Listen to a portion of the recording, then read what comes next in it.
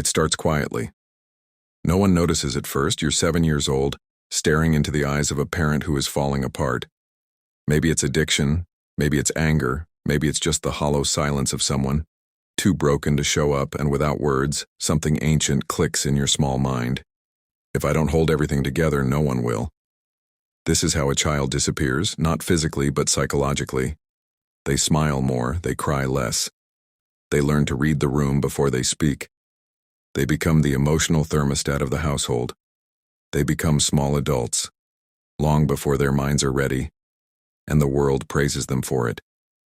You're so mature, you're so responsible, you're so strong, but no one ever stops to ask at what cost. This is the invisible grief of those who grew up too fast, and today we're going deep inside the psychology of that child, because the effects don't vanish with age, they shape you. They follow you into relationships, careers, your sense of worth, and if you don't understand what happened, you'll spend your adult life repeating the survival patterns that once saved you, but are now slowly killing you. Let's start with what's really happening, developmentally, when children are forced to emotionally support adults instead of the other way around.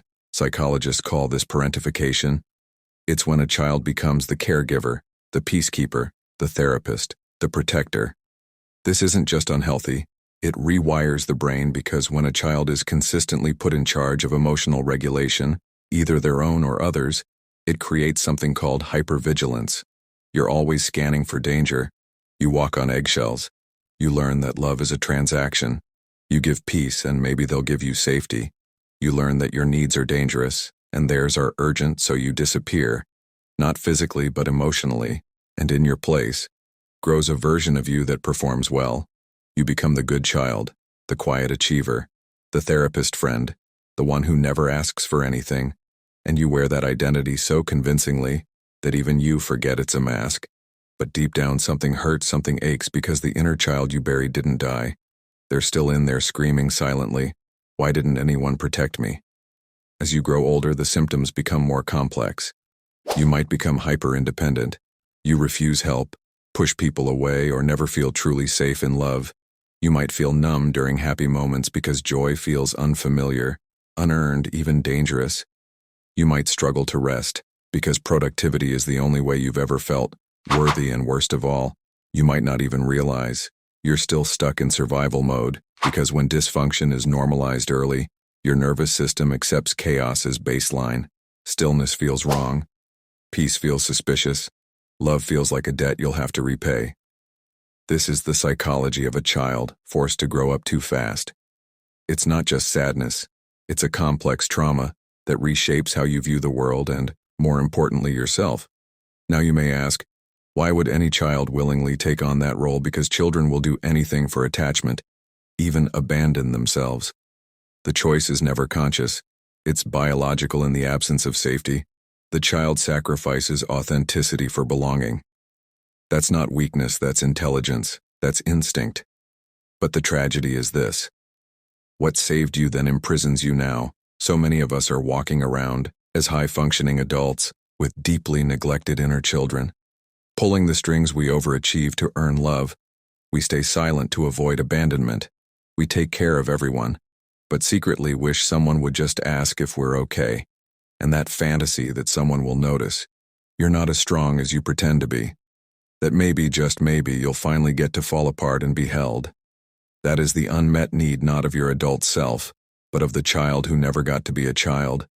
The first step to healing isn't fixing, it's witnessing, because until you validate what happened, you'll keep gaslighting yourself with thoughts like, it wasn't that bad. Other people had it worse, I turned out fine. But fine is a mask too, and deep down you know it. So what happens to that child when they grow up? They become adults who never feel safe.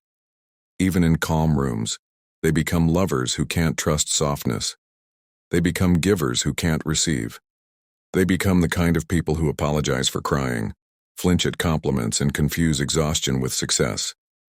This is the cost of growing up too fast. Because if your childhood trained you to be strong, at the expense of being soft, to be quiet instead of honest, to fix others while ignoring your own fractures, then what kind of adulthood do you inherit? You inherit a life where you're always holding your breath, waiting for someone to give you permission to finally fall apart. But here's the truth. No one's coming to rescue the child you buried. You are the one who must go back and hold their hand. You are the one who must say what no one else ever said. You didn't deserve that you were just a child. You get to rest now. This is the beginning of shadow work. Not fixing, not performing, not bypassing the pain with fake positivity, but turning toward the abandoned parts of yourself and saying, I see you now, I hear you now, and I'm not leaving. That is the reparenting process, and it's brutal because it asks you to feel the grief you never had time to feel. It asks you to sit with the rage, the sorrow, the unmet needs, to weep for the birthdays where no one showed up, to mourn the innocence you lost while protecting people who should have protected you.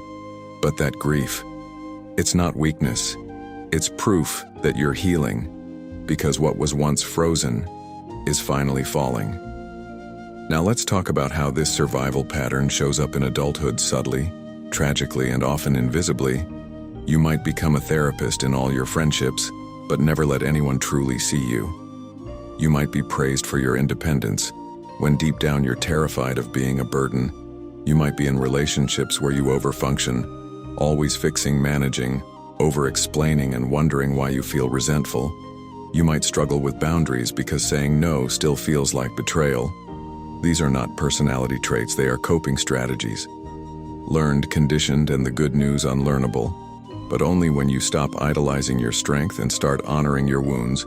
One of the most powerful things you can do is ask your inner child, what did I need back then that I never got? You may hear answers like, I needed someone to tell me it wasn't my fault. I needed someone to ask how I was doing. I needed to play rest, laugh without fear. And slowly, very slowly, you begin to give those things to yourself. Not to fix your past, but to stop reliving it. This is how you stop seeking parents in your partners. This is how you stop mistaking anxiety for intuition. This is how you stop running from the child you were and the self you're becoming. Carl Jung once said, there is no coming to consciousness without pain. People will do anything, no matter how absurd, to avoid facing their own soul. But shadow work demands that we face it, all of it. The neglected, the ashamed, the scared, the angry, because healing isn't about becoming someone new. It's about remembering who you were before the world told you who to be. So if you're someone who grew up too fast, know this, your maturity was never the problem. The problem was that you had no choice, but now you do. You can choose softness. You can choose to rest. You can choose to stop managing everyone else's emotions and start honoring your own. And no, it won't happen overnight. There will be days you feel like a child again. Good. That's the point. Let that child come home. Let them cry. Let them play. Let them finally be seen. Because you're not broken. You're becoming whole, and maybe for the first time you're finally growing up the right way. Not through pressure. Not through fear. But through truth. You never had a childhood, but you still have a future. And this time you get to write it.